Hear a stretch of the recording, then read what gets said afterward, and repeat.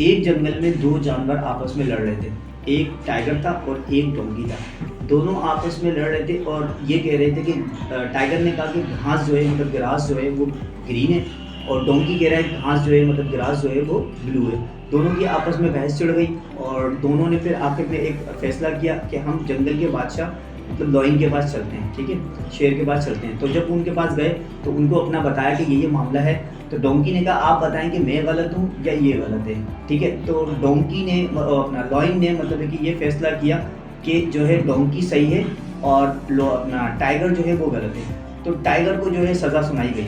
तो टाइगर आया लॉयन के पास मतलब कि शेर के पास आया, कहा कि ठीक है मैं सज़ा एक्सेप्ट कर लेता हूँ, बट मुझे ये बताएं कि घास जो है वो ग्रीन है या ब्लू है।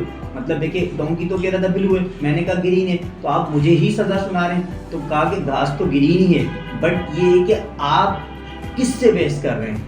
मतलब देखिए आप एक गधे से बेस कर रहे हैं, तो इस बात पे आपको सज़ा मिल रही है, ठीक है। तो आप आइडिया लगाएं कि आप सोचें कि आप जब बहस करते हैं तो किससे बहस कर रहे हैं। तो हर जगह बहस करना ज़रूरी नहीं होता।